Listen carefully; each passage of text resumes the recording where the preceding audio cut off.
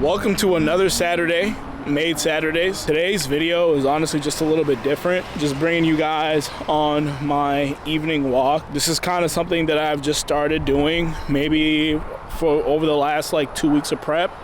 After my last meal, I like to just go for a good little like hour and a half walk to kind of just stay tight and get rid of any just dead weight I might be holding on to after my last meal, because you know after you eat, like your body kind of it weighs more. You ate, right? So that, and then just making sure that I'm able to get like any extra water weight off. But today's video is mostly going to be about what it feels like to be 3 weeks out. Today is Saturday, September the 29th. The show is October the 21st. So we're very close to show day. We really have about 2 more weeks on actual prep, where we're going to be really focused on dieting, training, and cardio. This is probably going to be probably one of like the hardest weeks. And then we have peak week. So I've never actually like formally done a peak week before. I think I just need to do a little bit more research on like what goes into peak week. So maybe I'll talk a little bit more about like what goes into peak week in the next video. But as far as I know, and as far as I'm concerned, peak week is pretty much that time where I guess like they completely like deplete you as far as water, zero carbs. You're really just like getting rid of anything extra that could get in the way of you showing up, and just being really lean and showing up really lean on stage. So yeah, and then after that, like, we get carved up. So you eat a whole bunch of carbs a couple days before you step on stage, and then that'll give you your glycogen stores back. And if done properly, it should be like one of the nastiest pumps ever, combined with a good amount of sleep. And then you go on stage, and then you do your best, you do your thing. So right now, just trying to focus on just like staying tight, following the diet, drinking my water, and getting my sleep and getting my workouts in. And as far as like what it actually feels like to be on prep, so I just told you guys like what the last 3 weeks of prep is gonna look like. For me personally, I would say that I am feeling a little anxious. I'm not gonna lie. I am excited though, but I'm definitely experiencing some feelings of anxiety. Sorry about that train. And we'll get into a little bit more of that when we get deeper into the city. I just started this walk, so I kind of want to give you guys, some scenery of, downtown Houston, because that's kind of where we're walking down to. So yeah, I'll see you guys in about 15 minutes. And in 15 minutes, we're going to talk about why I'm feeling so fucking anxious. So yeah. I wrote this song for the last bitch that did me wrong. I can't believe you turned your back when I was all alone. The feds took my friends from me and I was on my own. They gon' try to take our swag, but they could never clone us. The richest in my family at 19, I grown up. Niggas call for me and I don't even pick my phone up. Don't want no company. All right, guys, so we are finally, after about maybe 10-15 minutes, getting closer and closer into the city. And so I figured this would kind of be a good time for me to go ahead and kind of get you guys acquainted with where all this anxiety I think I'm experiencing is coming from. And I spent some time kind of just reflecting on it to really think about, like why I would be feeling this way, considering that, I look great. I've been training hard. I've been dieting for 15 weeks. I've been doing my cardio. I've definitely had a few slip-ups here and there as far as, overeating and, just binging and stuff like that, but nothing detrimental enough to really throw me off my path.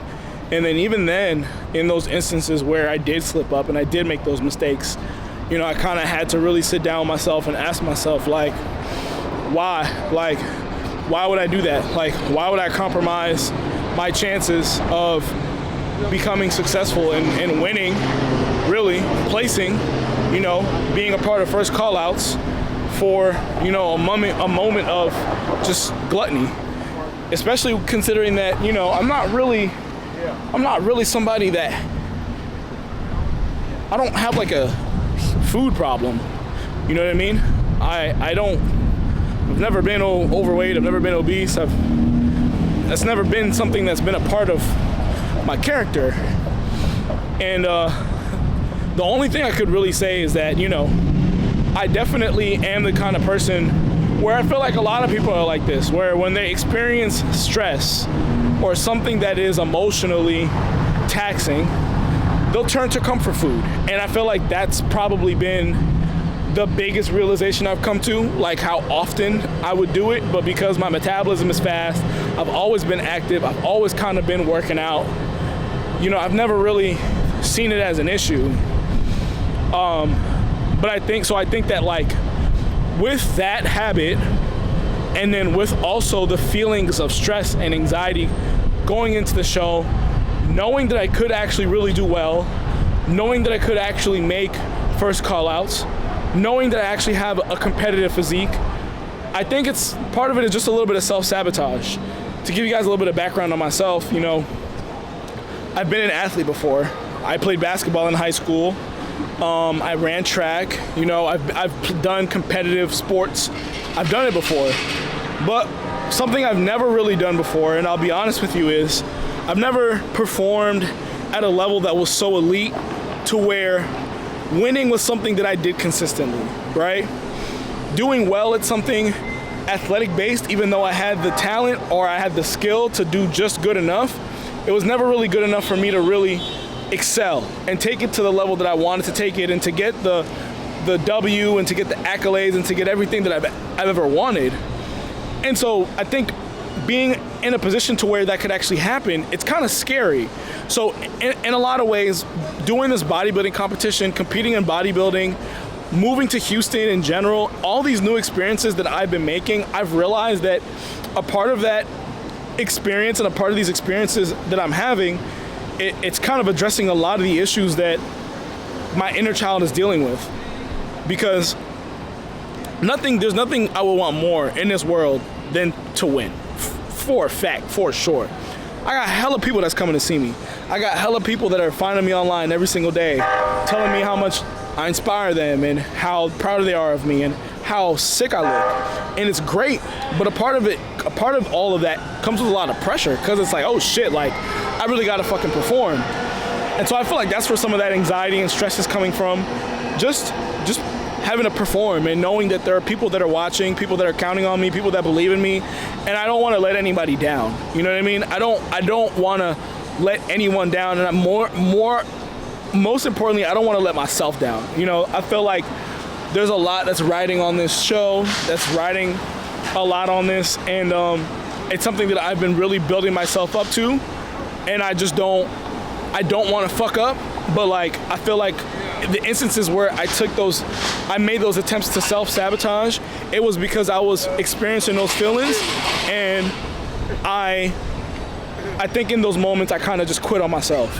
So it was kind of like, I've always had to like restart, like that restart process is like me having to reaffirm myself, like, no, we're not quitting, we're gonna keep going, we're gonna keep doing this thing. So that's kind of where I feel like I'm at 3 weeks out from my show. Like, that's where my emotions are at. And then also too, you know, going on this walk actually it's very symbolic for me. I'm gonna tell you that, because this walk I go on almost every single day. I've been going on almost every single day over the last few weeks. It's the same walk that I was going on and that I was doing when I was working security, and I had to walk down this street that I'm walking on right now, literally right now, just visiting different businesses and patrons and just like doing all that stuff. And it's so crazy because I hated that. Like, I hated working security. I hated that job. I hated being in nightlife. I just hated it. Even when I was working at little restaurants and bars, like, for example, this restaurant right here, Bungalow, like, I used to work there. I used to work front desk there. I hated that shit. I hated it. Funny enough, one of my teammates, he's actually working the front door right now. But man, I hated that shit. Like, I hated it more than anything. So kind of coming back, it's kind of like a reminder, like, nah, we grinding and we pushing so that we can never have to be in that position again. I never want to have to stand in that spot ever again for bread. Pretty much my goal is to never ever have to stand by a door to make money ever again, you know? So, because when I came to Houston, I had nothing. I had lost everything and I had nothing, and I had to really start from nothing to get a little bit of something. I know a lot of people really, you know, a lot of y'all watch me and y'all think, oh man, Bash got it all figured out. Hell no, I don't got this shit figured out. I'm in the trenches with y'all, trying to figure this shit out just like you guys are. And that's why I document my everyday, because I'm a very regular guy, doing very regular shit, out here just grinding and hustling, trying to make it. And I'm just showing y'all my story. And this is my city. This is my new city. This is the city that I live in. This is the city that I pay my taxes in now. And I'm gonna do everything in my power to take full advantage of everything this city has to offer to make my shit come true, to make my dream come true. Not even a dream, to make my goal, to bring my goal to life, to realize my goals. I want to get to a point in life where I could walk into any of these restaurants and I could buy whatever the fuck I want. I could buy the whole menu. It don't matter. Drive whatever car and drive that shit up and down the street, buy whatever house I want, be able to take care of all my loved ones, live a happy, fruitful, successful life, building wealth with the people that I love and my friends. There's no reason why I can't do that, especially doing what I'm doing, hustling the way I'm hustling, giving it my all. And so for me, this show is kind of just like a stepping stone into all of that, because it don't stop there. Definitely doesn't stop there. There's a lot more for me to realize. It's a lot more for me to do. It's way more, like way, way, way more for me to do. You know what I mean? This is only step one, and so that's why I'm trying to think about the end goal in mind. I was watching a sermon this morning, and the sermon said, you know, look at that horse. Y'all see that? Bro, that is a horse. What the hell? But yeah, like I was saying, I was watching a sermon this morning, and the sermon, the pastor was talking about thinking of living life with the end in mind. So, I mean, it was really about heaven, like how people never really think about heaven, but we all think about hell, but we don't ever think about heaven. He was also talking about, like, you know, your goals, your dreams, your aspirations, your whatever it is that you want to achieve. My goal is to become a millionaire. I want to be a true fitness entrepreneur. That's my goal. So you got to think about what you want your life to look like with the end in mind. And you work backwards, right? So that's why I don't mind not sleeping, going through the mental turmoil, having to work extra hard, you know what I'm saying, failing and having to restart and do it over and over and over again, because I'm thinking with the end goal in mind. I don't care if I fucking fail, because I'm failing forward. Like, I have to fail. I gotta take my L's because I gotta learn. Now, if I can avoid taking as many L's as I possibly can by educating myself, talking to people, networking, meeting the right people, just being at the right place at the right time, being blessed, all that good stuff, great. But in the process, I'm okay with slipping up. You know what I mean? Like, for example, I've been telling y'all, I'm gonna post 3 times a week on YouTube. I was pretty consistent up until this week. But it's like little stuff like that where I gotta think, like, okay, I'm committing myself to this. How can I make sure that after committing myself to this and making a certain amount of progress, like, how can I make sure that I can always commit to that one thing? You know what I'm saying? So that's kind of what I mean with, like, failing forward. A lot of people kind of get discouraged because they'll tell themselves, oh, I want to start doing this. But you want to start doing that because you want to start doing that and you want to win automatically. Shit don't work like that. Like, you don't win first. You lose first. You fail first. You fuck up first. You do all that stuff first. That's what comes first because you have to learn. Then it becomes like nothing. Like, it's a seamless process. So that's what I want y'all to kind of just leave with. And that's kind of where my mind has been at, and that's the mentality and the attitude I'm going with into the show. But let me give you guys some more views of Houston. It's enough chatting for me. I think about it every single time that I perform, and I put on different Saint Laurent for my cologne. It's hard to tell if niggas jealous if they never met us. Don't know if I gotta take a picture or put them on a stretcher. Headshot you all alone, no time to send a message.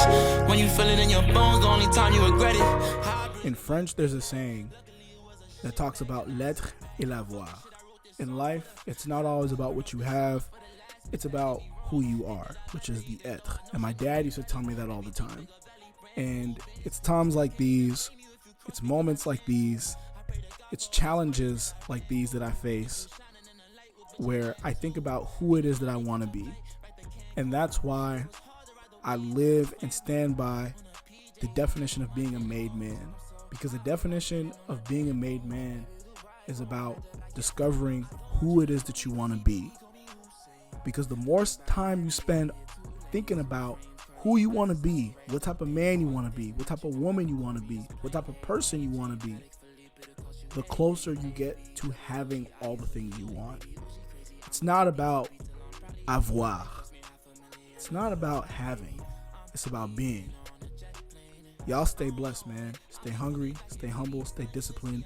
Your boy Bashmade is out, and I'll see you guys in the next one. I got more soldiers in the military, I got more stones in a cemetery, I have more strings than y'all in February. It's getting hard to put a price on a show, can't even pick an amount now. If a nigga really try to jam me, get jammed first like the countdown. I thank God for that flight straight from the 9 side going southbound. They say that life's about balance, baby, and the balance is in my account now.